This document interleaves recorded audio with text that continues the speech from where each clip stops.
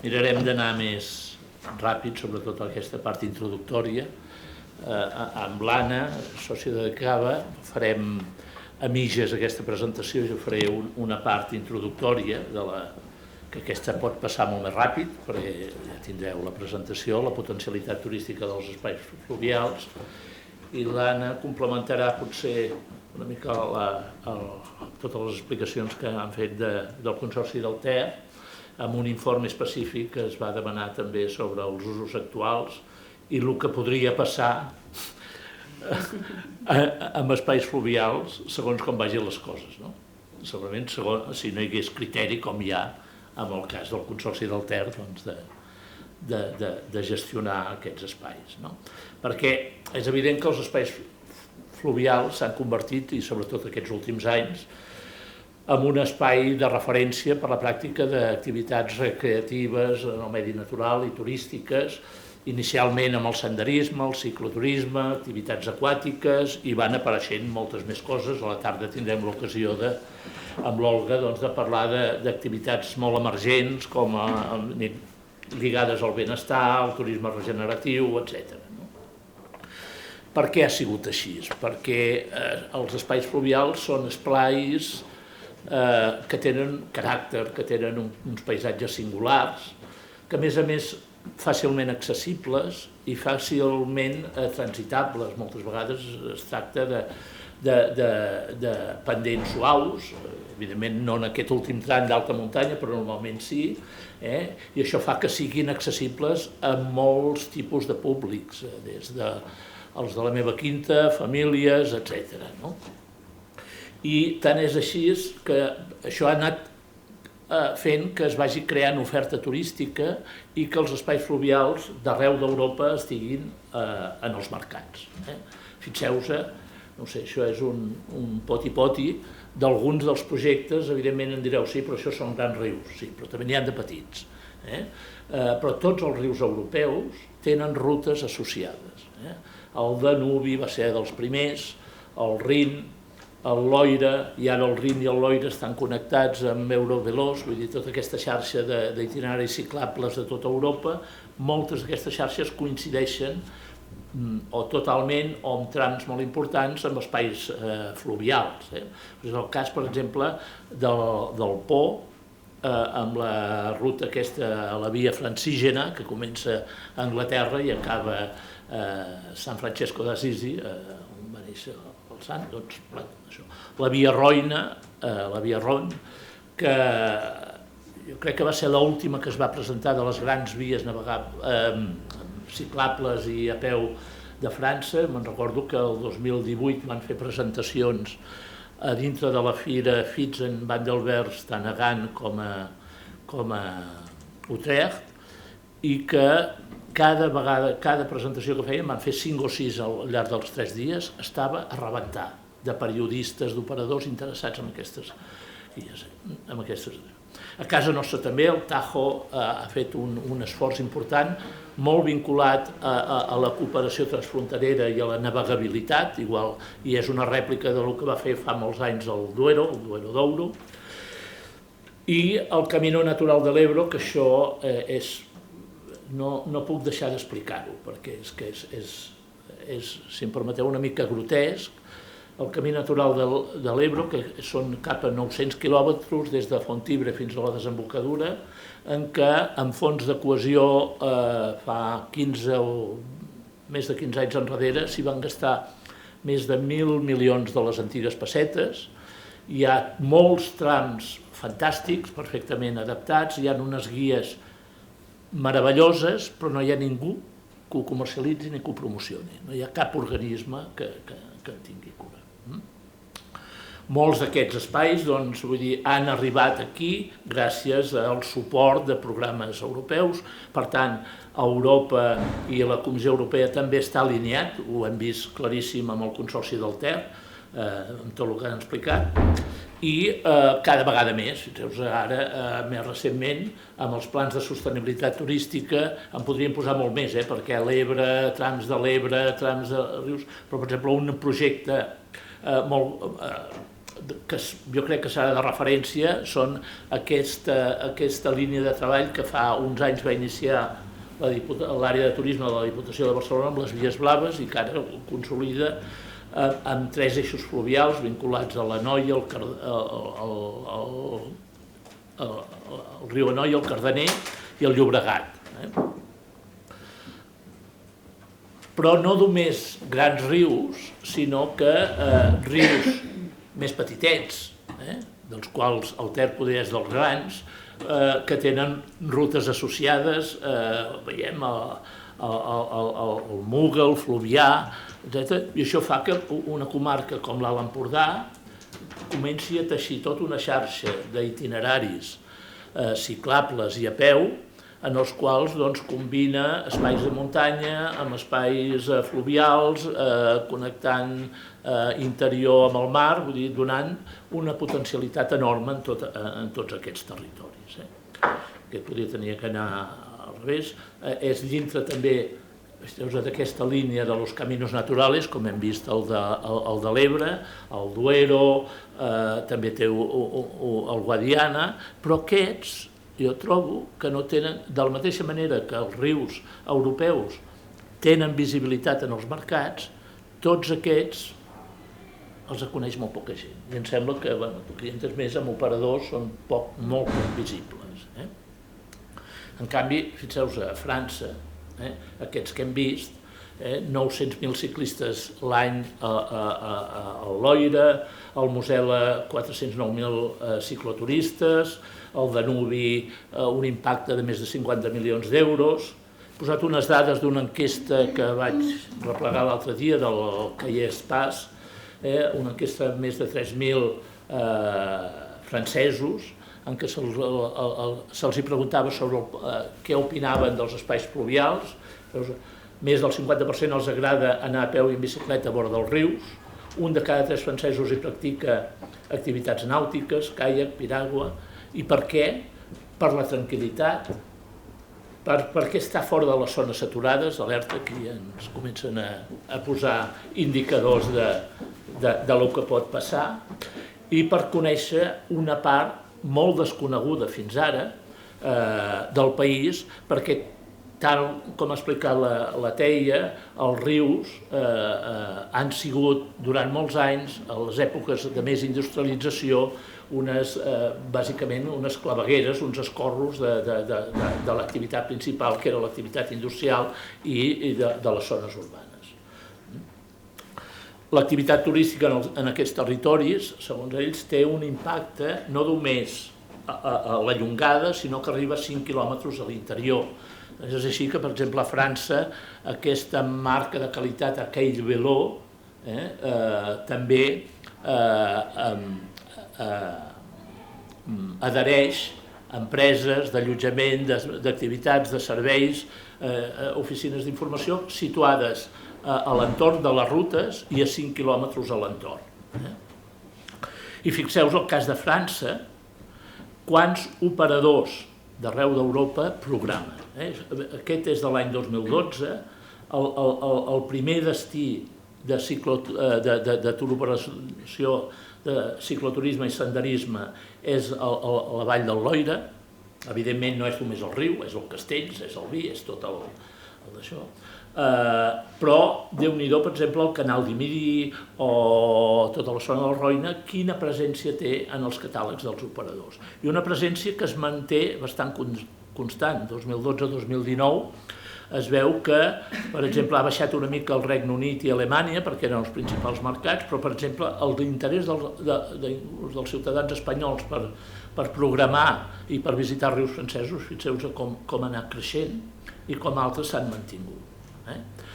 Per tant, no n'hi ha prou en tenir un riu, no n'hi ha prou en que hi hagin posat uns cartellets fantàstics i d'això, per totes aquestes, perquè això funcioni, un dels eixos és que hi hagin organismes que visquin el dia a dia d'aquests espais i que puguin donar resposta I aquí tenim l'avantatge que en el Ripollès hi conviuen una sèrie d'organismes, a més dels municipis, dels consells comarcals, entitats especialitzades en posar en valor tota aquesta xarxa de mobilitat dolça, com és la xarxa itinerània, com són les vies verdes, o com és la ruta del Ter, que és un excel·lent exemple. Per exemple, ara la ruta del Ter, ho vaig agafar l'altre dia, informe del que ens explicava que hi ha trams, que hi ha esllavissades, o d'això, vull dir que et donen aquesta sensació de que no són espais abandonats, de que no són espais que un dia hi van haver diners d'Europa i s'ha acabat, sinó que realment et dona seguretat i fiabilitat tant per als usuaris com per als operadors. I això fa que molts operadors internacionals s'ho programin. Aquí he posat alguns d'alta muntanya, per exemple aquest que proposa per aquí a la zona del Parc Nacional de Cévennes, i que el que proposa és caminar i banyar-te al riu cada dia. O, per exemple, les rutes Pirineu, que té tot un apartat de llacs, rius i cascades, el que vol dir que aquí hi ha mercat. O Escape és una agència receptiva de SNP. SNP és el principal operador d'ecoturisme d'Holanda, associat a l'Automòbil Club holandès, que té molt de producte a l'Espanya verda, diguéssim, a Cantàbria, Astúries. Tenia l'Ebro i ja no hi és, l'ha despenjat. Jo estic segur que si hi hagués mecanismes de suport com hi ha en altres, hi continuaria sent. Operadors especialitzats en zones de muntanya, en què els espais fluvials també hi són, o una altra activitat amb un potencial i un creixement important com és el turisme de pesca. Backroads, aquesta que és per aquí, pel Ripollès hi és un operador americà, que hi ha gent que no els agrada gaire perquè primer descobreixen un territori amb els operadors locals i llavors s'ho munten tot pel seu compte. A la Provença tenen el seu centre logístic per al sud d'Europa, pel Mediterrani, que hi tenen més de 1.000 i pico de bicicletes allà estocades que van repartint per tot. Abans els llogaven a cada territori. I guies francesos. I guies francesos. A Catalunya. Sí. I, per tant, com més hi hagin mecanismes de suport aquí, més fàcil és que els operadors d'aquí puguin continuar fent aquesta operació. Aquí la cadena de valor no s'acaba amb les agències, sinó que continua amb estructures que assegurin el manteniment i estructures que, connectades amb aquestes, assegurin la promoció i el suport a la comercialització. I la visibilitat en els mercats, com podem veure en aquests exemples. I jo ja callo i em sembla que ja he parlat més del compte del que tocava. Més o menys, no? Val, doncs bueno, ara em toca a mi, ens farem aquest duo.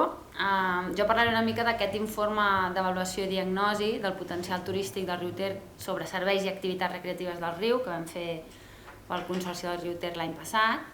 I, bueno, en un principi... Això? No, ja està. Els continguts de l'estudi eren aquests, no entrarem en tots, però bàsicament, primer de tot es va fer una recerca i una anàlisi, una mica vam veure quines eren les tendències actuals del mercat, com s'enfocava el turisme de natura també, i una vegada vam fer com aquest primer aterratge en el que era la diagnosi, com estaven les tendències i com anava el turisme de natura, ens vam dedicar a buscar quines activitats s'estaven realitzant ja en el riu Ter. Evidentment, és complicat buscar-ho, perquè clar, no pots arribar, hi ha molta empresa privada que està fent coses i que no passa pel consorci i que per tant a nosaltres també potser se'ns va escapar, però vam intentar ser el màxim d'escrupolosos possibles i d'intentar buscar el màxim d'informació possible. Llavors sí que és veritat que vam anar trobant cosetes força interessants. A part d'això, també vam fer una recerca de bones pràctiques i experiències innovadores. També us explicarem una mica què és el que ens hem trobat i sobretot les experiències innovadores, és aquesta segona part de debat, no l'hem posat en aquesta primera part sinó en la segona, perquè li hem dit experiències innovadores, és a dir, el que pot venir, que també hi ha coses que s'han de tenir en compte. I després, evidentment, es van fer unes dafes i unes conclusions amb unes recomanacions i unes propostes. Molt ràpid, perquè ja us ha explicat la Teia i la Lídia, el patrimoni que es va buscar, els recursos, patrimoni cultural, patrimoni natural i la ruta del Riu Ter, amb aquests 3 grans blocs vam començar, grans eixos, i vam intentar buscar quines eren les tendències actuals.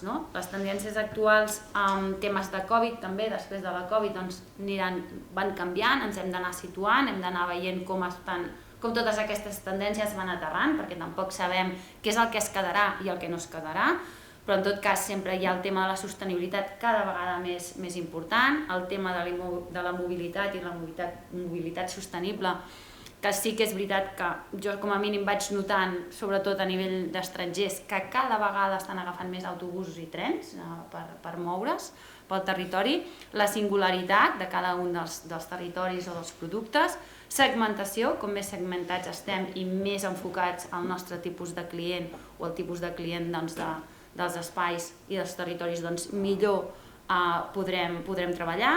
L'acollida, que va molt vinculada a la digitalització, perquè cada vegada són més digitals, però a la vegada, cada vegada necessitem una acollida millor, bé sigui també en digitalització, però també una part humana de coneixement i de que no només hi hagi una acollida quan arribes als hotels, sinó una acollida durant tota la teva experiència de viatge.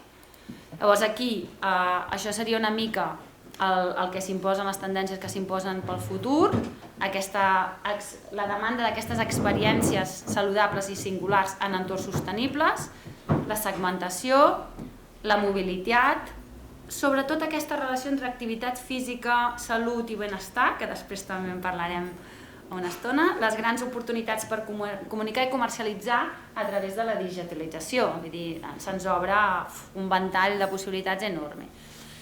Què ha portat la Covid, que és el que us deia? A veure què es queda, no? Ha portat un turisme de proximitat, sobretot, també ho explicava la Teia, en els rius i en els espais fluvials. Aquesta intenció de molts visitants, de molt excursionista, d'anar a buscar aquesta natura, sigui quina sigui la natura, els parcs naturals, els aiguamolls de l'Empordà, per exemple, deien que la gent ve a la platja perquè es pensa que deixarà el cotxe i en 2 minuts hi serà, però en canvi és un parc natural i per tant has de caminar, i ja la tenim liada perquè has de caminar, però aquest punt d'anar a buscar la natura sense saber molt bé què és la natura i com l'hem de tractar. Per tant, aquí també hi ha uns reptes per part de les administracions i de les empreses cada vegada més grans de sensibilització. El turisme en espais naturals no massificats, que podrien arribar a estar massificats. Aquest turisme actiu i d'aventura, tothom s'ha llançat a anar amb bici. Si voleu comprar-vos una bici us serà molt difícil, ja ho sabeu. Vull dir que a partir d'aquí tothom vol fer activitat. I en aquest moment també hi havia tot el tema de les estades de càmping. Com que era un moment també de Covid, quan nosaltres vam fer l'informe aquest, què passava? Que hi havia moltes estades en càmping i moltes estades en habitatges d'ús turístic. Això no sé si és una tendència que es quedarà, perquè els hotels comencen ja a tenir una rotació quasi com la del 2019. Llavors pot ser que sigui una tendència que es quedi o que no es quedi. Per tant, aquí, tenint present tot això, nosaltres estàvem situats en el territori del riu Ter i, per tant, la idea era buscar què estava pensant també en el riu en temes de natura. Aquí, això també ho passaré molt ràpid, més que res perquè crec que pot ser més interessant la segona part. El turisme de natura, tenim les activitats, tot el tema de turisme actiu i turisme d'aventura, amb activitats soft, aquestes més tranquil·letes, i les hard adventure, una mica amb més challenging, amb més, no em sortirà en català, amb més desafiament, l'ecoturisme i llavors temes més especials com l'observació de flora, la fauna i el turisme de natura. Aquí una mica el que és l'ecoturisme i el que és el turisme actiu, i no sé si coneixeu el que és la microaventura. La microaventura és un concepte molt interessant que va posar sobre la taula l'Alain Humster, que té un vídeo molt xulo, que no us l'he posat aquí per no allargar-nos molt, no? Que és, la microaventura bàsicament és anar a sortir del teu entorn habitual, però en comptes de fer grans quilòmetres per anar a viure una aventura, en comptes d'anar-te'n a l'Àfrica, és agafar un dia normal, sortir de la feina, anar-te'n a 10 quilòmetres amb un espai natural, estar en aquest espai natural, gaudir de la natura, gaudir d'alguna activitat que puguis fer senzilla, que fins i tot te la pots preparar tu, dormir aquella nit i fins i tot, ell el que diu és que fins i tot l'endemà al matí te'n tornes a treballar, no? Llavors això, portat al turisme, la microaventura és aquesta sortida d'una nit, com a molt 2 nits, de cap de setmana, però amb espais molt propers per la descoberta dels entorns més pròxims al lloc de residència dels excursionistes i dels turistes. Llavors, sempre vinculada a l'activitat, a l'aire lliure i a la naturalesa. El perfil de visitant que vam estudiar una mica i que es va presentar en l'informe, que era el que més activitats feia en aquests espais fluvials, era aquest multigeneracional i famílies. Quan parlem de famílies, tothom té la imatge, i el multigeneracional és aquestes famílies que cada vegada ens trobem més, que estan formades pels avis, els pares i els nets. Per tant, aquí hi ha 3 generacions. Aquestes famílies tenen una particularitat molt característica, perquè, clar, s'ha de buscar l'equilibri entre l'activitat que pugui fer un adolescent i una activitat que pugui fer un avi, i també a la vegada s'han de buscar moments per compartir aquests espais i per compartir l'experiència, que és el que busquen aquestes famílies. La multigeneracional sobretot busca experiències on es pugui compartir aquell moment, però a la vegada també, si els avis necessiten descansar al fer la migdiada, que puguin fer-ho, que no estiguin allà esgotats tot el dia. Els sèniors actius ja els coneixem, ni diem sèniors actius, ni diem boomers, són aquesta generació, sobretot a nivell europeu es veu més, però aquesta generació molt activa que ja no es conforma en fer vacances de sol i platja o vacances estàtiques o vacances única i exclusivament culturals de visites, sinó que el que busca és algunes altres activitats que impliquin aquesta part d'activitat, sigui turisme creatiu, és a dir, fer alguna cosa, jo vaig a fer i participo en aquella activitat fent, o sigui, en temes de turisme actiu més soft, el que dèiem abans, més tranquil, que és el que va vinculat més en el riu Ter. I llavors la generació Y i Z, si els agafem com a gran bloc, serien els millennials, però en aquesta part de millennials hi ha els millennials, que són la Y, que són els que tenen 30, i llavors hi ha la Z, que són els que tenen 20, més o menys. Llavors sí que tenen característiques molt similars, amb temes de digitalització, amb temes de coneixement, de recerca, de mercats, on vull anar de vacances, ho fan per la recerca sobretot amb apps o a través dels mòbils, a través de les tabletes. Van a buscar experiències molt singulars, no es volen sentir, això ja ho sabeu, no es volen sentir com uns turistes, sinó que es volen integrar en la part local i, curiosament, clar, com tots, com menys massificat estigui el territori allà on van, més els hi agrada, però clar, a la vegada també els massifiquen, vull dir que aquí tenim tota aquesta casuística amb ells. Llavors, què vam fer? Les activitats, això és un gràfic de l'ANETA, que és l'associació d'agències d'empreses de turisme actiu d'Espanya, on ens marquen el turisme actiu on es practica. El turisme actiu es divideix en terrestre, aquàtic i aeri. Llavors, el terrestre, clarament. L'aquàtic, què tenim? Que a part del mar tenim els rius i els llacs, que són aquest 25 o 26%, d'acord? I després de l'aeri, que normalment són les que trobem menys activitats. Allà on el terrestre és allà on es troben més activitats. Déu-n'hi-do, entre el mar i els rius i els llacs, el tant per cent d'activitats que ens trobem, és a dir, hi ha moltes activitats aquàtiques. Un dels problemes de les activitats aquàtiques és que normalment es fan en un període anual molt concret, que és quan fa més caloreta. Al mes de gener les activitats aquàtiques no tenen tanta tirada, per tant aquí tenim un dels hàndicaps també més grans i una de les problemàtiques, aquest període de bany que en parlem sempre, que és molt concret i que va vinculat a les activitats aquàtiques. I llavors aquí el que us hem posat ara és una mica de descripció de les activitats que hem trobat en el riu Ter ja, d'acord? Llavors tenim tot el que és el BTT i el cicloturisme, BTT sobretot, amb dracs del Ter, tot i que pot haver-hi algun producte molt petit que només agafi una part que sigui per fer cicloturisme, el senderisme, clarament, la marxa nòrdica, no entro aquí, però teniu tots els enllaços per si després volguéssiu entrar, però ara no hi entrarem. Tenim tot el que és la marxa nòrdica, que també s'està fent a tot el que és al voltant del riu Ter.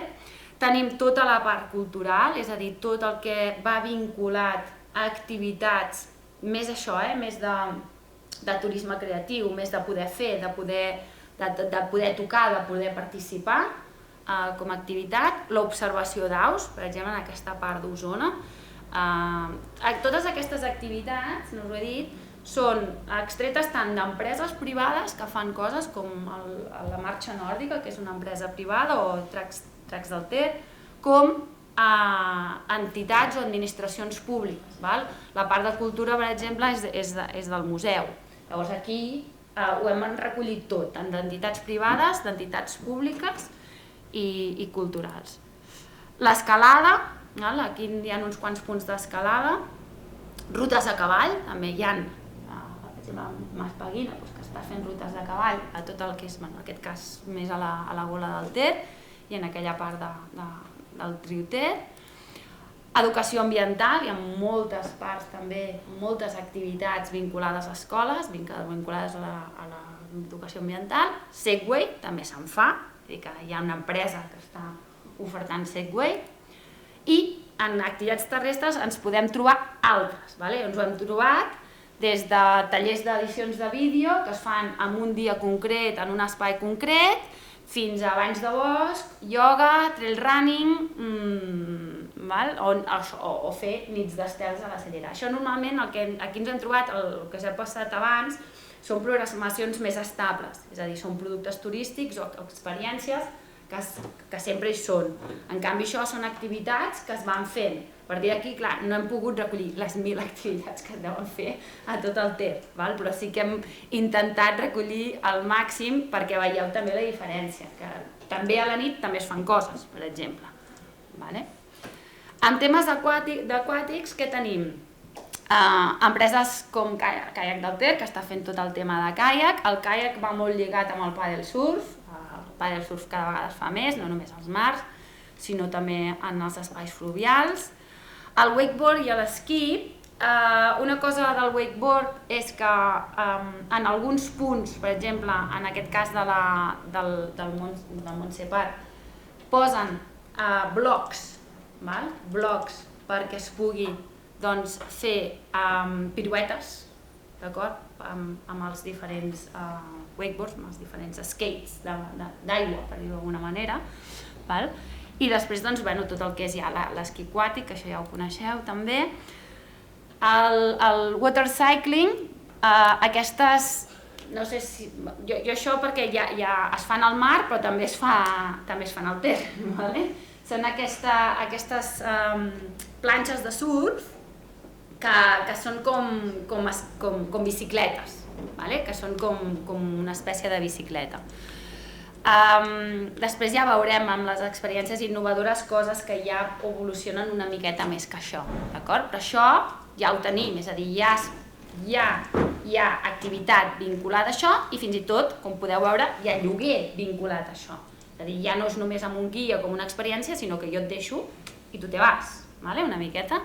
La pesca, que ja us ha comentat en Josep, que és curiós, hi ha agències estrangeres que estan portant estrangers a fer pesca al riu Ter, i no només una, en vam trobar més d'una, exacte, en vam trobar diverses, sí. Per tant, això ja existeix, ja ho tenim. La navegació i l'aquaslider, navegació significa doncs el típic vaixell, de vela, d'un, de dos, del que sigui, i l'aquaslider, que és supermaco el nom, és el típic patinet. Si reviseu els patinets de mar, de platja, sí, doncs el mismo però una mica més modern i més maco, d'acord? Però és el que nosaltres, la generació X com la meva, coneixem com a patinet de mar. El barranquisme i el trekking aquàtic, aquí us ho he posat junt també. El trekking, el barranquisme, doncs, evidentment en zones de barrancs, de gorg i això es fa molt, i el trekking aquàtic, no sé si el coneixeu, però és com la versió soft, la versió fàcil del barranquisme. Quan tu et comences a introduir en el barranquisme, fas el trekking aquàtic. I a partir d'aquí, ja una vegada ja et sents una mica més segur, doncs ja te'n vas cap al barranquisme. D'aquests també n'hem trobat més d'una agència. Us hem posat aquí alguns exemples, però n'hi havia més d'un. I evidentment tot el que té a veure amb la natació i el bany, d'acord? Que hi ha, doncs, en aquest cas, vam trobar que hi havia 3 zones de bany regulades en aquell moment, i altres que estan subjectes, altres que hi ha senyalització, i això. I llavors anem a les activitats aèries, que aquestes sí que són les que menys n'hi ha. Hi ha vol amb avioneta, clar, perquè us hem posat les aèries? Les aèries potser no toquen, però sí que poden fer soroll, poden aterrar, etc. Per tant, hem trobat que hi ha vols amb avioneta sobre la zona del riu Ter, vols amb globus, parapents. Us hem posat el telecadira perquè no sabíem ben bé on posar-lo, perquè és una mica aeri però necessita infraestructura. L'experiència és visita al naixement del riu Ter, més clar a l'aigua, d'acord? Però bueno, és una experiència. Tot això, quan ho juntem, es crea la multiactivitat, és a dir, a la que agafem un trosset, una experiència terrestre i una de caiac, senderisme i caiac, creem la multiactivitat. Poden ser multiactivitats només amb activitats aquàtiques, diferents tipologies d'activitats en l'espai fluvial d'aigua, només terrestres, diferents activitats, activitats aèries, que això és més, la multiactivitat aèria és més difícil, i la multiactivitat combinada, que és normalment la que més funciona, és a dir, aquella de senderisme al caiac o així. Tot i que a les èpoques de calor, a l'estiu i les èpoques de bany, sí que és cert que hi ha molta multiactivitat només d'aquàtiques. D'acord? Que això també s'ha de tenir en compte, perquè clar, és l'època amb més freqüentació. I els esdeveniments esportius. Aquí us n'hem recollit 2, el Trail de Ull-de-Ter i el Ter Bike Experience, que és impossible saber exactament quantes activitats, quants esdeveniments esportius es fan al voltant del riu Ter durant un any, perquè clar, els ajuntaments, cadascú fa la seva, per tant nosaltres tampoc teníem tot un any per fer aquest informe, però hi ha un volum gran d'esdeveniments i que agafen l'espai fluvial com a punt d'interès. Aquest és una mica un resum de les activitats. Com veieu, el que us deia, a terrestre, o sigui, és bastant el formatget, sí? És bastant el formatget.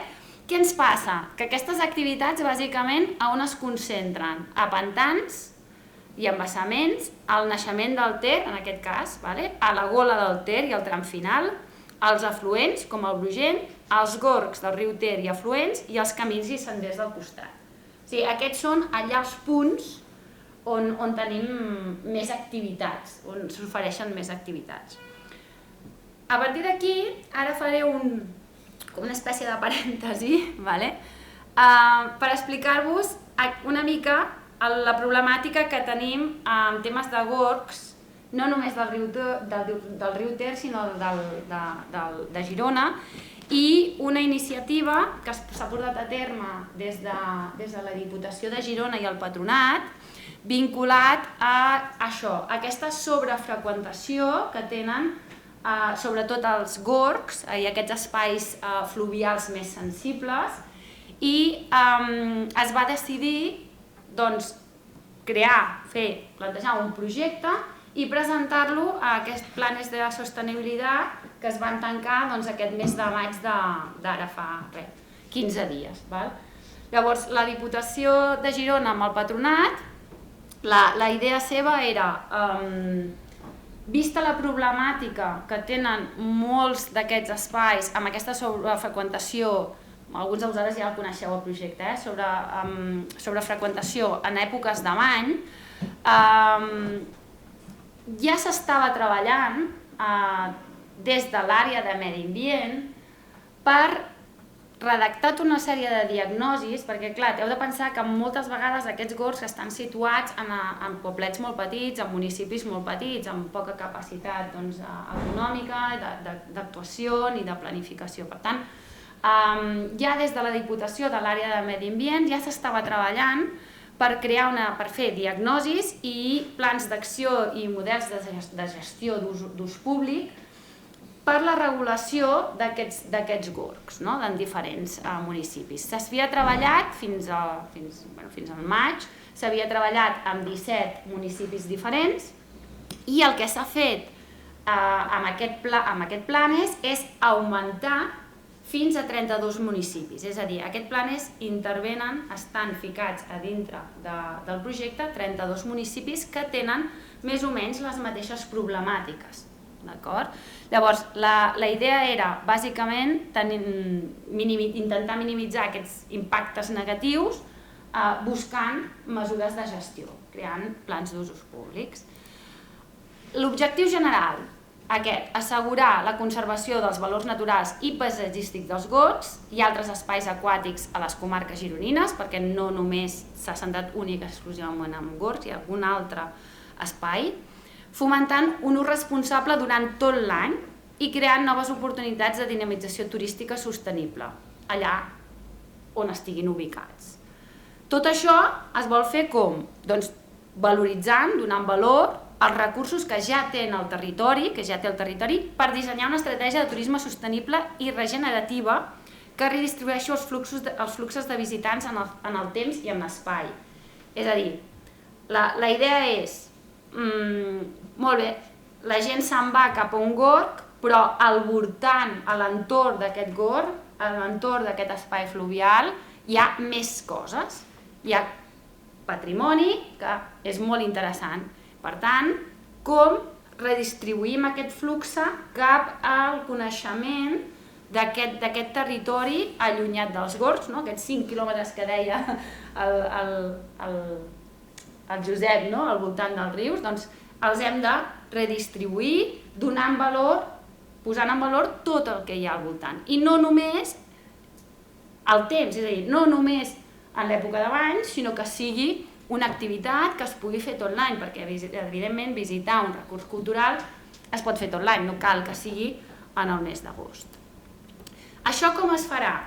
Molt ràpid, La idea era, en un primer moment, totes aquestes diagnosis i ordenar aquesta sobrefreqüentació, és a dir, d'aquests 32 municipis, 17 ja tenen diagnosis, però els altres no en tenen, per tant, tot el tema de diagnosis pels models de gestió, tota la part executiva, és a dir, això ho posem en marxa, tot el tema de digitalització per millorar i ajudar a ser més eficaç amb la gestió d'aquests espais, el disseny de rutes i itineraris que ajudin a treure gent d'aquests punts més sobrefreqüentats i la creació de productes turístics que donin valor a tots els recursos naturals i patrimonials de l'entorn. Es van agrupar, per fer-ho com més fàcil, nosaltres vam treballar, vam ajudar a la Diputació i al Patronat a presentar aquest projecte i es va treballar amb la Fundació EMIS, que és una fundació molt vinculada a tot el tema de mediambiental, de conservació i de protecció i que ja té un model per detectar, per crear plans d'usos i plans de gestió. Llavors, ells ja estaven treballant també amb la Diputació i vam col·laborar junts. Llavors, aquí el que es va fer va ser repartir els 32 municipis en 11 nuclis, uns 11 nuclis que estan, diguéssim, després mira, us ho ensenyo aquí, estan bastant junts, és a dir, es van intentar agrupar per no fer només actuacions en cada un dels municipis, sinó que a l'agrupar-ho per nuclis s'agrupen perquè són o conques o tenen una mateixa problemàtica, és a dir, s'agrupen per treballar-hi conjuntament. Llavors aquí tenim aquests 11 nuclis. Hi ha algun municipi suelto que l'hem posat ell solet, però exacte, Meranges, per exemple, que ens queda per aquí dalt, però en general s'ha intentat agrupar el màxim possible.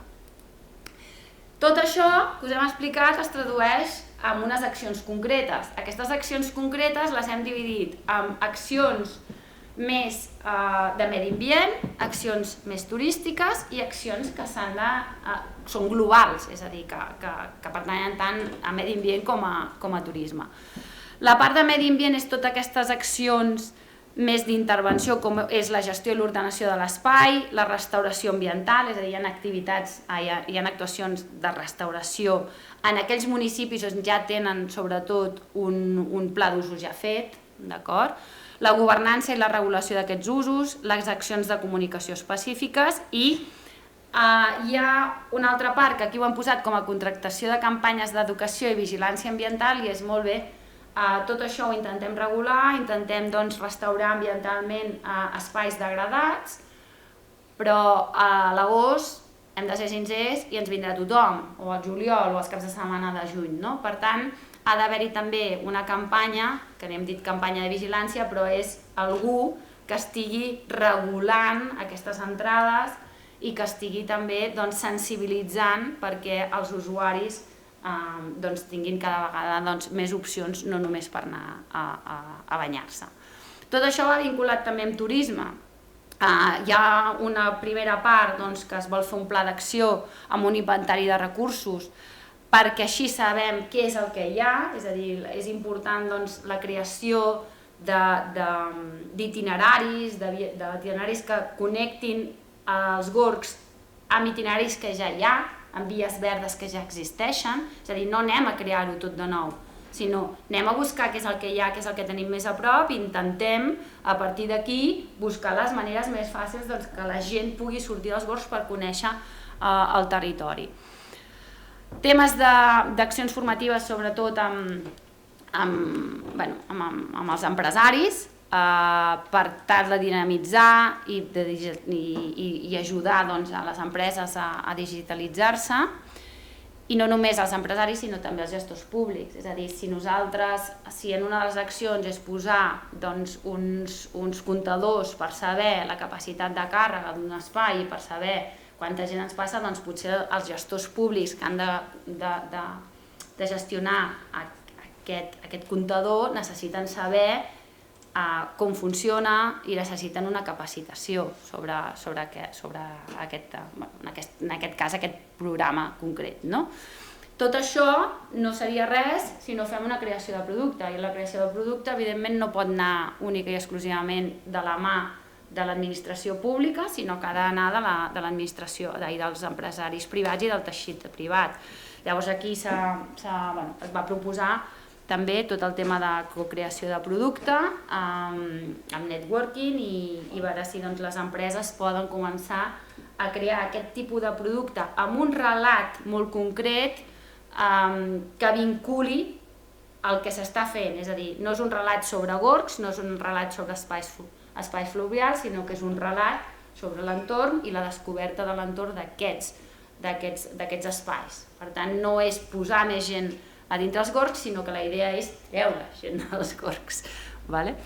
I després hi ha tot el tema d'accions que són globals, evidentment tot el tema de digitalització, pla de participació molt important també per quan es fan els plans d'usos, que pugui participar, això ho saben molt bé els DEMIs, que ja ho han fet. Hi ha una part també sobre l'accessibilitat, és a dir, aquest turisme universal no només amb gent que tingui mobilitat reduïda, amb cadira de rodes, sinó també per gent gran, és a dir, la gent gran també està dintre d'aquest turisme universal i, evidentment, la part de gestió i de governança del projecte.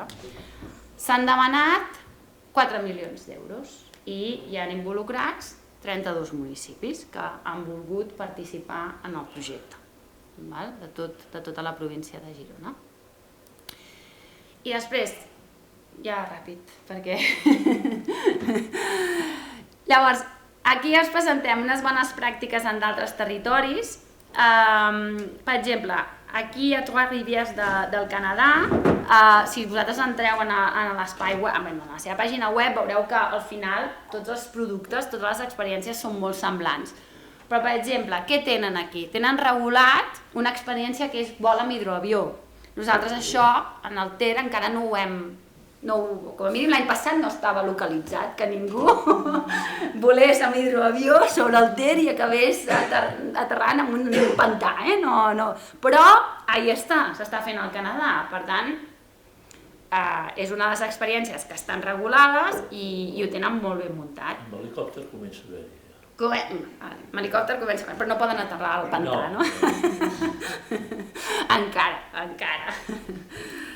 A Noruega, per exemple, ja també, és a dir, ja hi ha moltes de les activitats i de les experiències que existeixen en turisme aquàtic, però, curiosament, el que em va sobtar és que fan snorkel, i l'esnorkel no el fan al mar, el fan en espais fluvials. Per exemple, és una de les coses que tampoc nosaltres no hem trobat que al Ter es faci snorkel.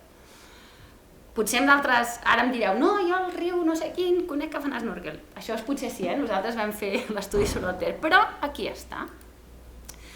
Als Alps també, aquí us he posat diferents destinacions, perquè té diferents destins, les activitats, i per exemple, el que vam fer aquí és a la Bac de Rabiou, era un lloc natural que el van desnaturalitzar posant blocs de formigó. Per què van posar blocs de formigó? Perquè la ona sigués més alta. Llavors què fa? Fa que el caiac, o en aquest cas la barca, el rafting, pugi i tingui més pendent i per tant sigui més xulo. Per tant, hem de tenir present que moltes vegades entra la mà de l'home per desnaturalitzar parts dels rius per fer-los més atractives en temes d'experiències. Jo no dic que estigui bé o que estigui malament, tot està bé si està ben controlat, és a dir, si es vol que sigui així, si no es vol i et foten un tros de formigó, doncs malament vas, no?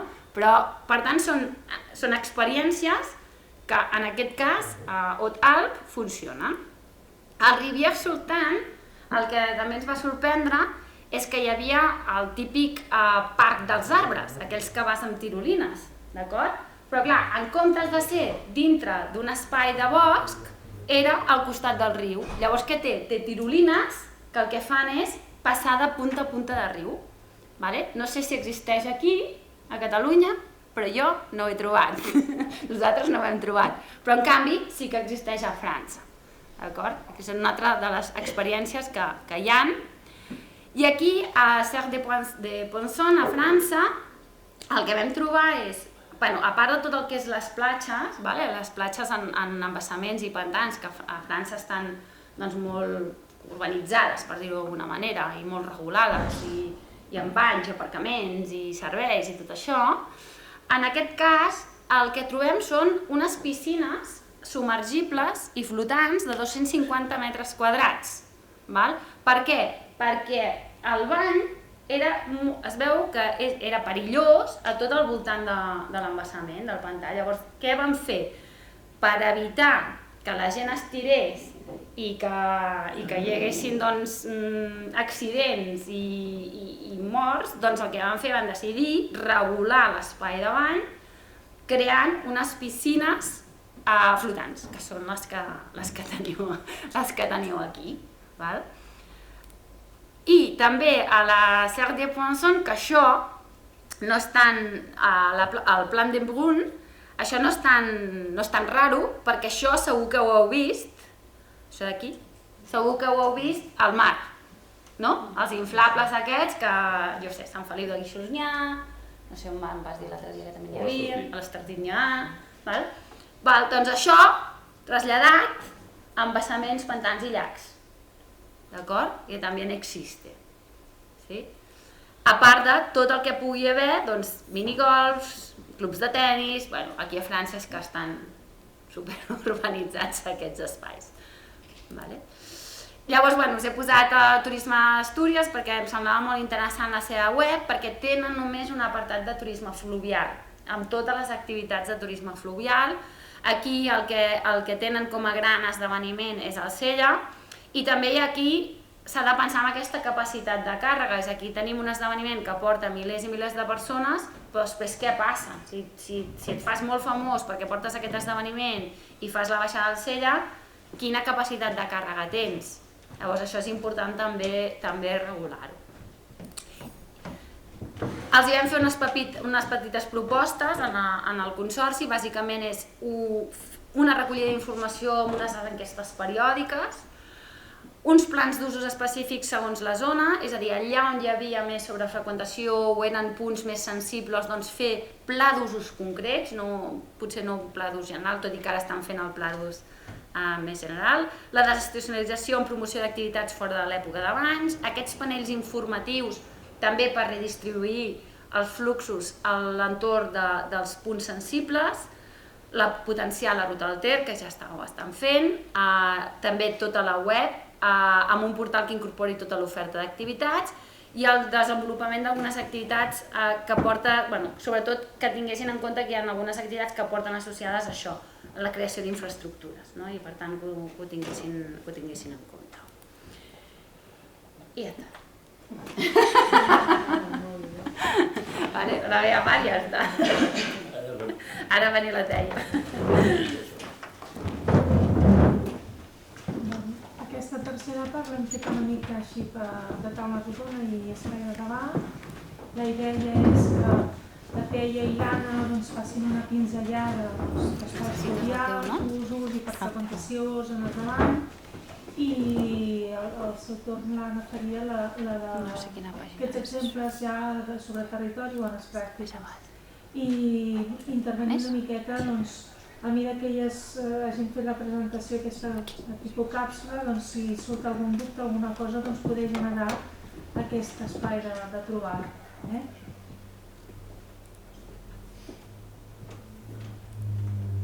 Bàsicament, el que us anava a comentar és això, estem desenvolupant el pla d'usos.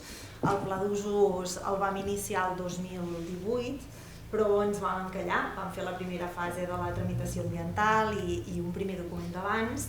El Consorci som un organisme petitó, ens va venir també el tema del Covid, i sí que hem anat fent algunes cosetes, com encarregar-los a ells l'estudi del potencial turístic, bàsicament perquè amb el Covid i amb el Glòria ens hem trobat que tenim molta més afluència en els espais fluvials i volíem que el pla d'usos reflecteixi no només tots aquests usos que tenim actualment, sinó què és el que ens podem trobar. Perquè és això, amb les experiències que us han presentat l'Anna i en Josep, ara ens podem trobar regulant determinades activitats, però les administracions, per desgràcia, són una miqueta lentes i ens trobem que hem de regular coses que encara no sabem ni que existeixen. Llavors, l'encàrrec venia precisament una miqueta, no només per regular allò que ja tenim i coneixem en el riu, sinó també per preveure una miqueta què és el que s'està fent en el món i què és el que ens podem trobar d'aquí 4 dies en els nostres espais fluvials. Llavors, el pla d'usos què ens ha de permetre? D'una banda, ordenar allò que ja tenim i allò que serà potencialment existent en el territori i fer-ho amb uns criteris, d'una banda ambientals i de l'altra de seguretat. Perquè si una cosa tenim clara és que no volem morir d'èxit. Què ens interessa? Ens interessa estimular l'activitat econòmica i l'activitat social a l'entorn dels rius, però que aquesta activitat tingui un retorn en el territori. Perquè si hem de tenir molta afluència, però aquesta afluència l'única cosa que ens genera és despesa i no té un retorn en el territori, potser estem fent malament de promocionar aquesta mena d'activitats. Llavors, el que vam fer l'any passat, a banda d'encarregar l'estudi del potencial turístic del riu, va ser una enquesta en els ajuntaments. Bàsicament per saber quins eren ja els usos existents a l'espai fluvial. Això potser que ho faci una miqueta més gros, perdoneu. Quins eren aquests usos existents a l'espai fluvial? Bàsicament, l'enquesta la vam enviar a tots els ajuntaments consorciats, als consells comarcals i també a altres organismes com consorcis, de la Vall del Gesús i Bisaure i altres consorcis que van vinculats directament en el riu.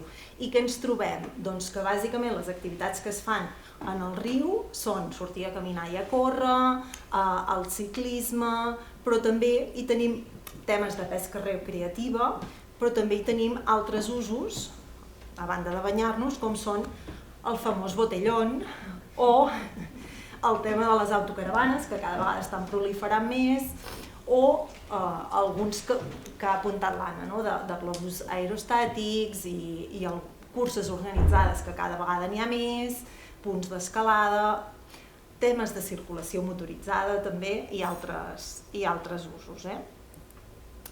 Què els hi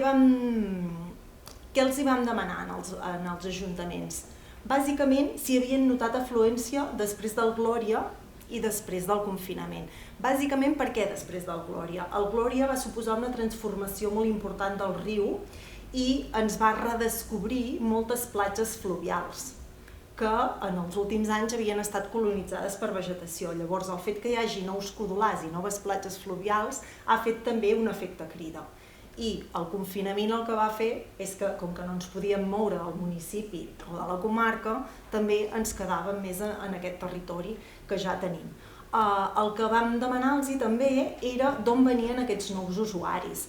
Bàsicament eren veïns del municipi, dels municipis veïns, però també ens comentava un 20% dels encastats que eren turistes.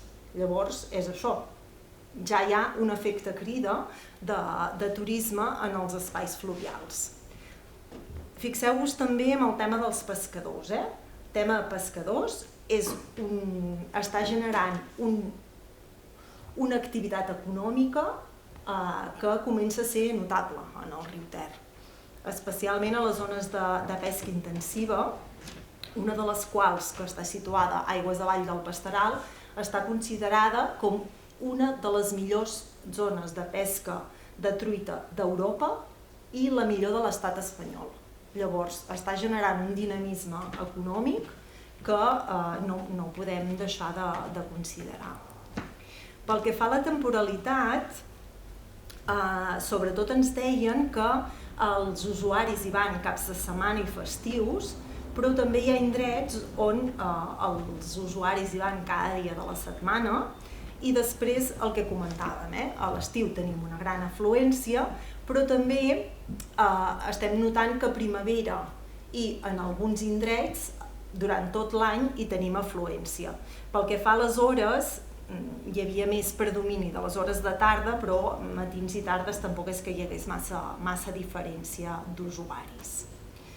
Pel que fa als equipaments, els hi demanàvem quins eren aquells elements d'ús públic que hi havia en els espais fluvials i en bona part d'ells sí que hi ha itineraris senyalitzats, alguns plafons informatius i banderoles, en alguns espais baranes, miradors, observatoris i així, però en un 20% dels espais no hi teníem cap mena d'equipament i en alguns llocs tampoc hi ha zones d'aparcament properes.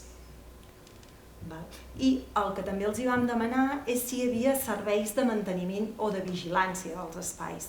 I amb poques respostes ens trobem que tinguem serveis, perquè sí que hi han de fer anar les brigades de neteja, però vigilants municipals n'hi ha poquets, guardes de riu n'hi ha poquets i, com bé coneixem, tant el Servei de Guarderia Rural com els Mossos de Medi Ambient tenen uns efectius molt limitats per controlar totes aquestes zones.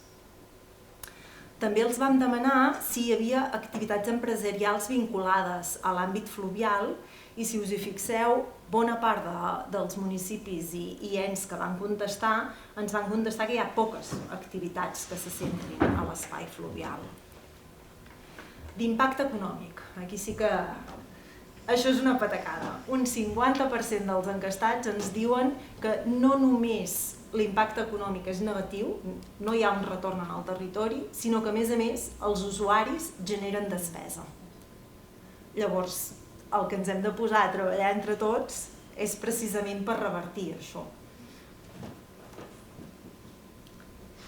Llavors, bàsicament. També vam demanar el tema de les problemàtiques. Si us hi fixeu, de problemàtiques n'hi ha un llistat exhaustiu. Bona part de les problemàtiques que es detecten són per acumulacions de deixalles, per vandalisme i també pels efectes dels animals domèstics deslligats i també per tema femtes. El vandalisme és un tema que genera molta problemàtica i també els hi vam demanar això, si les problemàtiques es concentraven en llocs concrets o bé estaven generalitzades a tot el tram del riu. Un 25% dels encastats no detectaven punts amb problemàtiques, que acostumava a coincidir amb aquells municipis que precisament no tenen usos al voltant del riu. Heu de pensar que a trams de muntanya, a trams de Ter Mig i trams del Gironès sí que hi ha molta afluència en el riu, però el sector del Baix Empordà, al tenir la costa tan propera, el riu deixa de ser un atractiu turístic. Ens trobem a les zones interiors de Baix Empordà que la gent es concentra més a la desembocadura i costa que no pas a l'interior. Llavors això, hi havia un 25% dels encastats que no tenien problemàtiques, però la resta sí que o bé es concentraven majoritàriament en punts concrets o les trobaven difoses al llarg de tot el riu. Exemples de problemàtiques, en tenim molts, simplement us he volgut posar-ne alguns. Des de cotxes aparcats ben bé a la riba del riu, barreres trencades perquè no els agrada que hi hagi una regulació d'usos, deixalles a tort i a dret, gossos dins del riu aportant terbolers a l'aigua, espantant fauna i moltes coses, animals aixafats o simplement molestats que els espanten i desapareixen de les zones de ribera, vandalisme divers, fogueres, trànsit rodat just a la llera, i aquí vaig posar hi ha una fotografia d'uns usuaris anant al riu. Aquesta fotografia és d'un dia que en 8 minuts vam comptar 32 persones amb neveres, amb pilotes, amb taules i de tot, que anaven en un punt determinat del riu. No vam comptar més, va venir un autocar sencer en un punt concret, arriben a primera hora del matí, s'hi passen tot el dia i us podeu imaginar que quan marxen, si han estat tot el dia, latrines humanes per tot arreu i acostumen a ser uns usuaris que a més tenen bastant poc respecte pel riu perquè deixen totes les restes com si no hi haguessin de tornar mai més perquè ja hi ha algú que ho neteja. I finalment també vam demanar en els encastats què és el que s'esperaven del pla d'usos. Una de les opcions era promocionar el desenvolupament econòmic a seques i de les altres, de les que per sort ens va agradar que ens contestessin, era que promocionar el desenvolupament econòmic del riu, però vetllant sobretot per fer-lo compatible amb la preservació del medi on es desenvolupen. Penso que la concepció que ja tenim de les activitats econòmiques lligades en el riu passa sempre per la conservació del medi. Perquè és el que diem, morir d'èxit no interessa a ningú. Tenir un riu on tenim 3.000 descensos al dia de caiac potser no és la millor alternativa, perquè ho podrem fer un any o 2 o 3, però no sabem si serà sostenible al llarg del temps. Llavors, de les coses que més ens va ens va motivar és veure això, que tothom té molt clar que el desenvolupament de les activitats econòmiques en el riu ha de passar indiscutiblement per la preservació dels valors naturals. I no m'allargo més, que si no l'Anna... Jo acabaré amb la meva part, aquesta... devia estar per aquí obert, no? Val, doncs... Seguint també, abans us he explicat les bones experiències i ara us explicaré, les bones pràctiques o bones experiències i ara us explicaré les experiències innovadores, que són molt curioses aquestes. Wake parks, és a dir, aquests parcs que hi ha pels monopatins i pels skaters a les zones terrestres, no? Aquí de fet pot ser, em sembla que n'hi ha un. El mateix, és una instal·lació esportiva però a l'aigua, a la zona del riu, a la zona dels pantans. Llavors, això implica instal·lacions d'obstacles, infraestructura, equipaments, etc.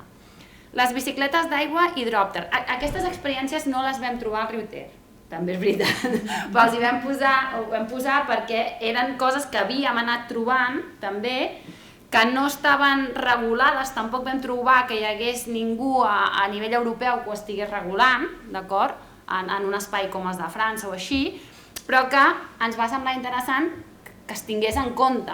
Més que res perquè jo de la bicicleta d'aigua, que es diu Hydropter, actualment hi ha 35 empreses a Barcelona que estan movent això, i 9 a Girona.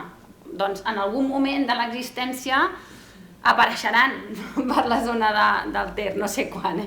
I temes de bicicletes, per exemple, és un tema que cada vegada s'està innovant més, que s'estan buscant més maneres, per tant, pot ser que això vagi a més. Paddle surf amb LEDs, és a dir, totes aquestes activitats nocturnes es traspassen ja a coses que ja sabem, com els paddle surf. Clar, això interessa o no interessa? Ja no ho sabem si interessa o no interessa, simplement que tenen uns LEDs i que, per tant, es farà de nit i, per tant, doncs, hi ha un tema per això anar a pescar. Temes de motos d'aigua. Al mar n'hem vist moltíssimes. Als rius Ebre, Miño i Llobregat es permeten aquestes activitats. Tampoc ho vam trobar que n'hi haguessin al riu Ter, però existen i en d'altres rius es permeten. Surf i wakeboards elèctrics. Aquí, si us hi fixeu, aquest noi no necessita cap onada per funcionar, perquè va amb elèctric. Per tant, pla es pot anar. Hem vist com abans es feien obstacles perquè posaven formigó, però aquí pots anar a tota velocitat amb un espai obert. El mateix passa amb els surf aquests, les taules de surf, que li posen un motoret i es dirigeixen, d'acord? Són experiències innovadores, que n'hi hem dit nosaltres. Drons.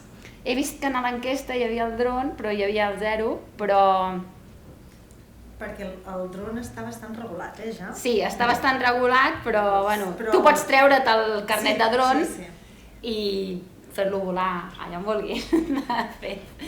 Però sí que hi ha això, vull dir, hi ha empreses que tenen, sí que es necessita tenir la llicència de conducció de drons, però tampoc és tan cara per treure-se-la i te la pots treure.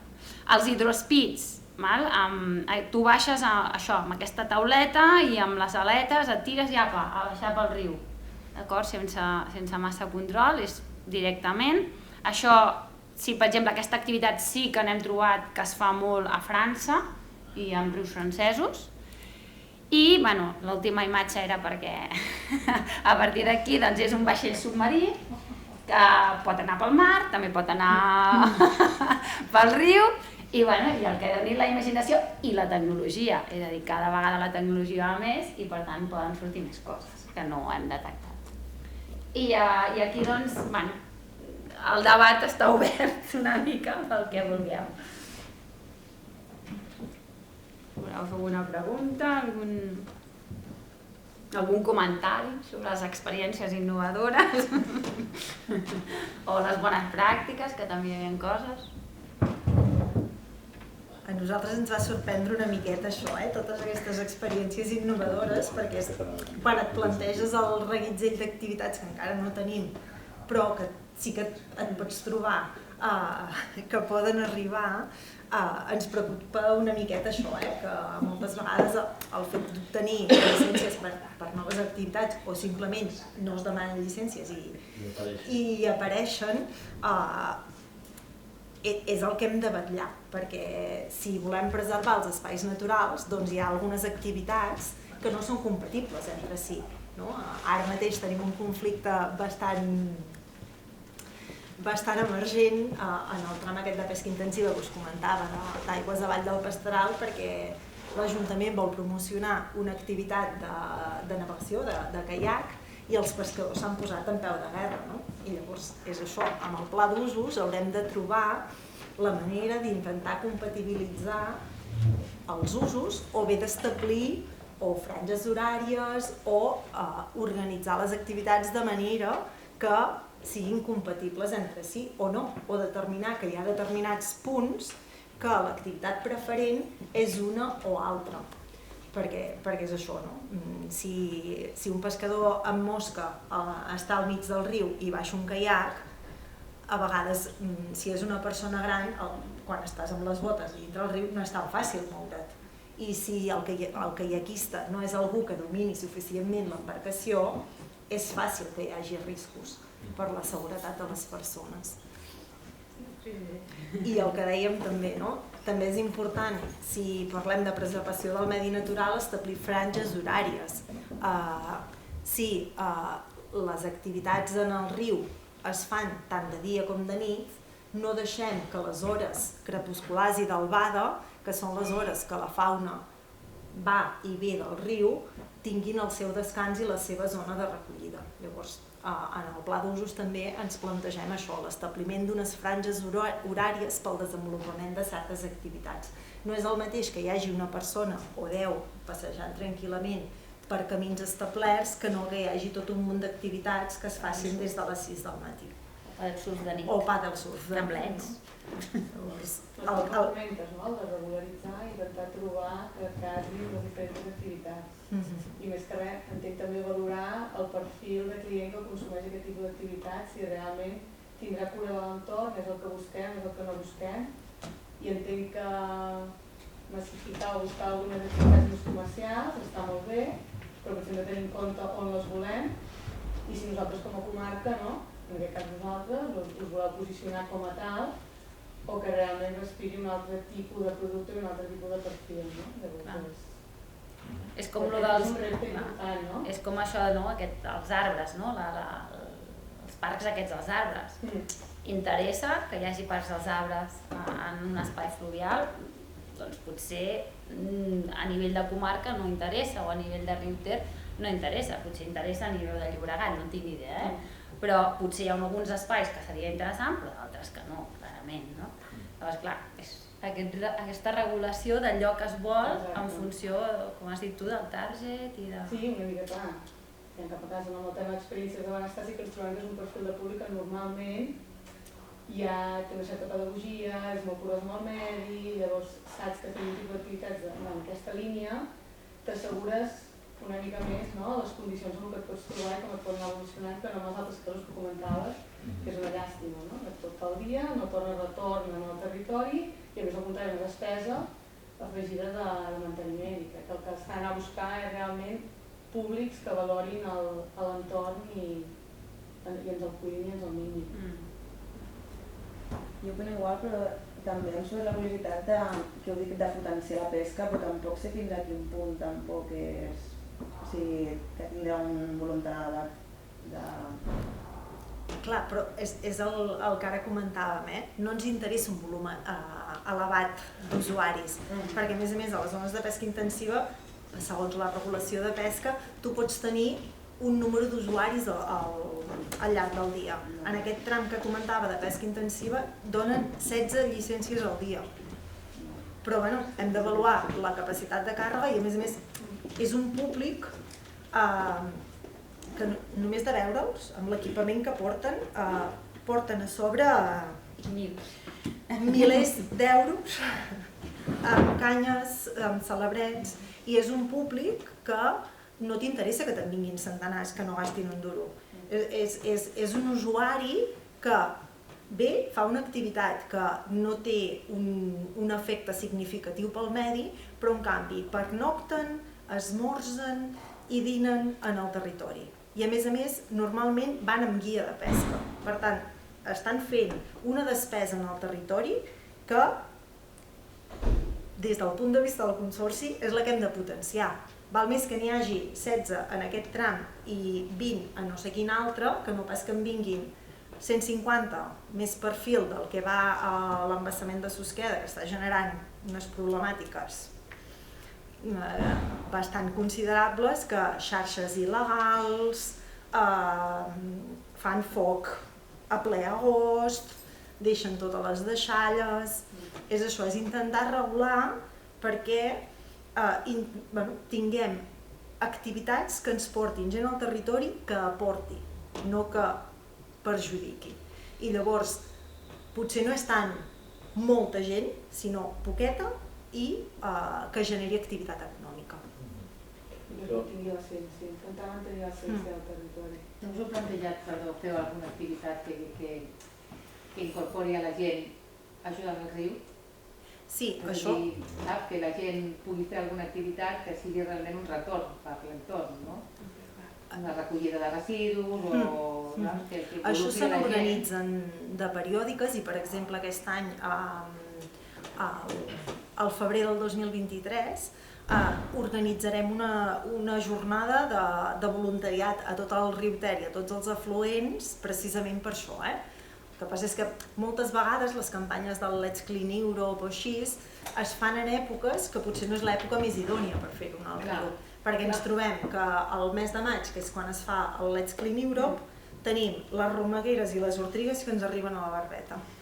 I és impossible veure els residus.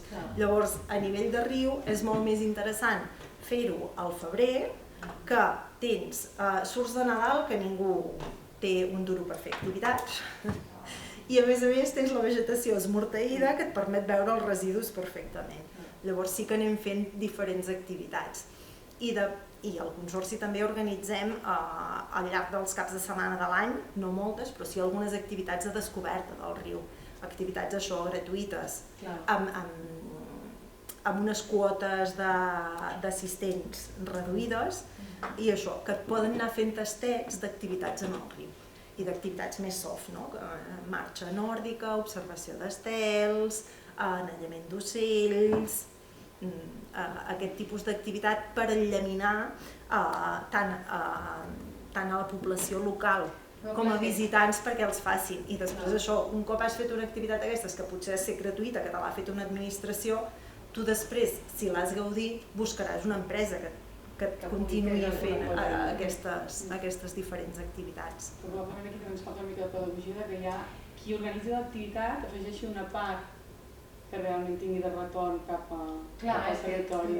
Sempre diem que cuidem el que estimem i clar, si no ens ensenyen a estimar en un entorn que no coneixem i que podem explotar i tal, nosaltres com a empresa el que haurem de fer és enamorar el visitant o tal, des del discurs fins a les accions, perquè realment els hi vingui de gust, de dir, bueno, anem a passar un dia en família, que anem a un dia en família fent això, que realment tingui aquest retorn també per ells com a persones, això també enriqueix. Que anar a un vaixell d'aquí també enriqueix molt, aquest vaixell és molt xulo. El problema, almenys a part de tot això, és el repte de ser capaços de definir quin tipus d'activitat volem fer i quantes, amb quin número.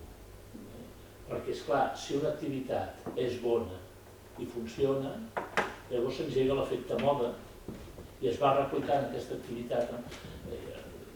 Jo tinc l'experiència de les medes. Les medes, l'any 83, van presentar la primera proposta de reserva marina, consensuada amb la confraria de pescadors, en el qual vam arribar a un pacte de no agressió, el 71 ja hi havia hagut un projecte de parc nacional, etc. Consensuada amb els pescadors locals i amb una, a més, amb una ordenança amb una taxa creada per l'Ajuntament per fer pagar les immersions 100 pessetes per immersió. Per què? Perquè en aquell moment hi havia 3 centres de busseig petits i havíem vist que en altres zones això havia explosionat i hi havia un exemple d'un parc nacional a Florida que es havia encarregat tot el corall blanc i vam anar a altres llocs i vam veure això. Molt bé. I això ho presentem a la Generalitat, ho agafen i al cap d'un temps ens diuen mira, el dels pescadors no prohibit pescar 75 metres al voltant de les illes. Amb la qual cosa, pescadors, i això ens ho comuniquen per correu administratiu. Nosaltres havíem anat l'alcalde, tothom allà, empoderats que havíem arribat a un consens i no sé què. Això no, perquè segurament tenien tota la manera de dir. I la taxa tampoc, perquè administrativament és complex. Del 83 al 90 van passar de 3 empreses a 9 empreses i d'una flota de 6 barques a 11 o 12 barques. En dies en què, dies punta, que hi havia més de 1.200 immersions en un sol dia. L'efecte moda, sobretot en zones turístiques madures, funciona, un tio li funciona amb pollastres i al cap de 3 anys hi ha 72 empreses que fan pollastres mateixos. I llavors com un recurs el convertim en una commodity. I llavors recupera això. Que Déu te'n pari. Aquí hi ha el tema aquest dels plans que heu parlat dels porcs. Aquí tenim una problemàtica bastant grossa amb el tema porcs, perquè està descontrolat. La gent s'ha escampat i busquen els porcs d'una forma, a més, molt poc respectuosa i tenen una problemàtica bastant greu. Llavors aquí moltes vegades el que se sol fer és els espais on hi ha gorgs que pots evitar que la gent conegui, doncs els ubites, perquè tenim unes experiències bastant dolentes en aquest aspecte. I diguem que això, quan es parla de gorgs, a mi realment em preocupa si no hi ha darrere una molt bona regulació. Tant abans es va començar fent una promoció i després s'ha anat acotant, i tot i així la gent paguen, etcètera, en fi. També és una zona que al principi es va intentar preservar el que seria l'equilibri entre la biosfera i el públic, i allà actualment no existeix cap tipus de vida, tipus granotes, llengut, espia dimonis, etcètera. Tot això són temes que es van intentar, però és que la gent no té aquest respecte al que deies tu, les neveres, que la gent que dius, ostres, com pot ser que baixis a Vidrà, hi ha una bona baixada i veies a la gent amb neveres baixant per aquelles baixades amb una quantitat de xivarra i de gent, i això extrapola tot arreu. I després hi ha una altra cosa que és, per exemple, la gent, com que té accés a poder penjar la informació a internet, moltíssima gent penja les coses a Wikiblog, etcètera. Llavors això és com una mica inevitable. Per tant, al final, si no hi ha una molt bona regulació, on es limiti molt bé la quantitat de gent, jo seria partidària de no fer cap tipus de promoció. Si hi ha una bona promoció i una bona regulació, llavors es pot fer una promoció. I una mica tota aquesta, diguem-ne, educació, diguem-ne, pel moviment, que inclús en algunes vegades s'ha prohibit fins i tot fer-ho. Perquè arriba un moment que dius, ja em perdonareu, però veniu, visiteu, gaudiu de la natura i amb silenci si pot ser, i després, o llocs que dius, aquí, que estigui molt ben regulat. Jo no dic que la gent no s'hagi de donar privat, però que estigui molt ben regulat, perquè ens hem tornat una mica bo. La base d'aquest projecte que s'ha presentat és aquest, vull dir, s'actuarà, hi ha 32 municipis amb gorgs, 17 que ja tenen redactats uns plans d'usos i en aquest s'actuarà. En la resta el que es farà és fer un pla d'usos. Aquesta regulació que tu deies. O sigui que no Les s'actuarà... administracions tindran o sigui, a vegades el que passa és que està regulat, però per exemple no hi ha, el que dèieu, vigilància. Sí. Llavors, normalment les administracions funcionen molt encara, per desgràcia, a subvencions. Aquí hi ha una part important del projecte que ja es començarà l'acció el primer any, que és aquesta de governança. Això d'aquí, la governança futura, que és això que tu dius exactament, és una de les coses que ja s'ha tingut en compte a nivell projecte, per poder-ho començar a treballar, perquè després això no es quedi en un no res, sinó que hi hagi algun organisme, algun comitè, alguna cosa, que és el que s'ha de treballar entre tots, perquè es pugui seguir actuant conjuntament en tots aquests espais. Està posat, és una de les accions que està posada ja des del primer any, és a dir, començar a treballar sobre com serà això quan acabi l'any, quan no hi hagi aquesta subvenció, perquè ens semblava molt important, tant els d'EMIS com a nosaltres, com a la Diputació i el Patronat, doncs aquesta continuïtat. I pel que fa al pla d'usos del Ter, clar, el Ter és molt gran i molt divers, el que sí que establirem és això, són uns mínims comuns denominadors que permetin ser el paraigua de caràcter normatiu, perquè aquí hi haurà una aprovació inicial per part del Consorci del Ter, que això s'ha d'enviar a l'Agència Catalana de l'Aigua, que és qui té competències en matèria hidràulica, i també a la Direcció General de Medi Natural i de Biodiversitat, Polítiques Ambientals i Biodiversitat, que també per això es fa la tramitació ambiental, i és això, establirà un marc comú de caràcter normatiu. Bàsicament perquè és això, si no té un caràcter normatiu i es pot establir d'altra banda una finestreta única, moltes vegades què ens passa? Hi ha una competició de pesca en determinat tram de riu, però és que l'Ajuntament no en té ni idea que es fa aquesta competició en aquest tram de riu. O hi ha una cursa que travessa 10 municipis del Ter i se n'assabenta només el municipi X o el propietari privat X. Aquí també volem establir tot el que són una sèrie de taxes per desenvolupar diferents activitats que tinguin un retorn i que precisament ens permetin finançar un sistema de vigilància i de finestreta única.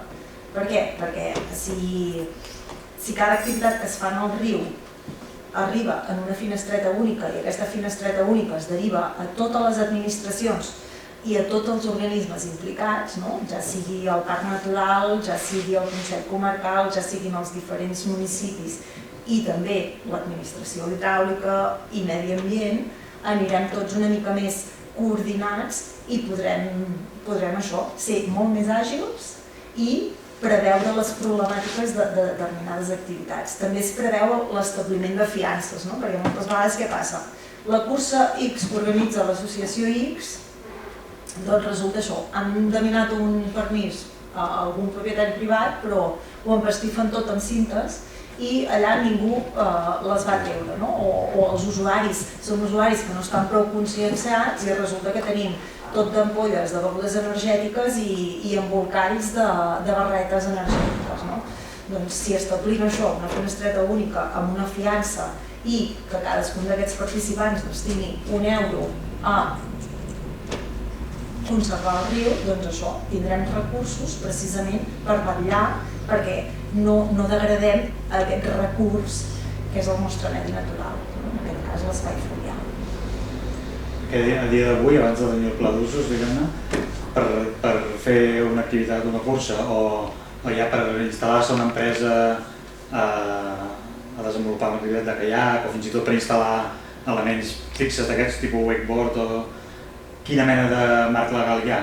S'ha d'adreçar a l'Ajuntament? Aquí, bàsicament, quan s'actua en domini públic hidràulic o en zona de policia, l'autoritat competent és l'Agència Catalana de l'Aigua i en cas que aquesta activitat es desenvolupi en un espai natural protegit, ja sigui xarxa natura o espais naturals de protecció especial, la mateixa ACA deriva aquesta activitat als serveis territorials corresponents, de medi natural en aquest cas.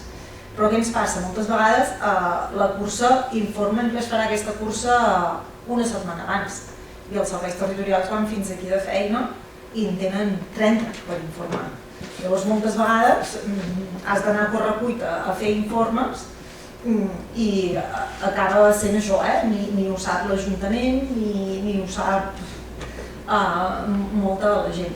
I llavors és important, pensem nosaltres, el fet això, d'establir una coordinació perquè les activitats, totes les administracions i organismes implicats n'estem al cas i puguem fer front, més que tot això, a activitats aquestes que surten com bolets i que d'un dia per l'altre et diuen et passaran 500 persones per aquí. Un altre tema després que has parlat d'accions de voluntariat, no sé si fins a quin punt s'us ha interpel·lat o no, però s'està engegant la taula de voluntariat ambiental del Pirineu Oriental. S'us van adreçar? Sí. Vale. Sí. I en formeu part.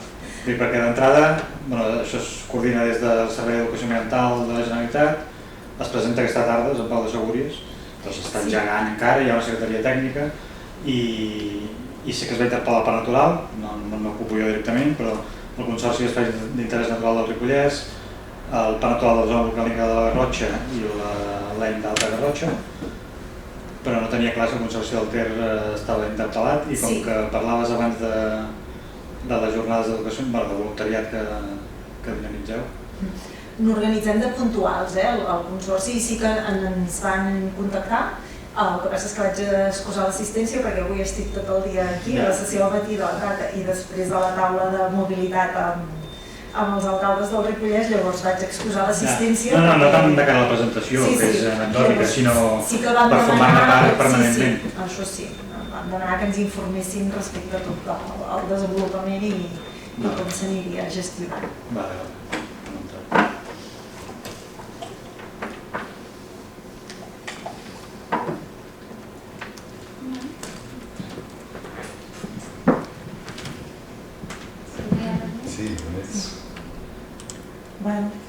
Si no hi ha més intervencions o més debat, penseu que a la tarda continuem, vull dir que es pot refrescar alguna cosa o mentre dinem, si surt alguna cosa ho podem traslladar a la tarda, duraria uns 5 minutets això i si no mentre dinem o un moment a fora o anem parlant i anem fent això.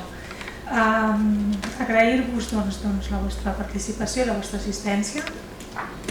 Dir-vos que, com ja han dit el president i el conseller, aquesta és la darrera jornada d'aquest cicle i amb la intencionalitat de totes aquestes 4 jornades que hem anat fent és una mica el que deia la Teia, que aquests usos turístics siguin sostenibles i siguin responsables i realment que els recursos que tenim, la natura, la cultura, tot el que tenim en el territori ens arribin d'alguna manera que nosaltres hi puguem gaudir i també puguin gaudir les generacions futures. És una mica el leitmotiv de la sostenibilitat, perquè és veritat.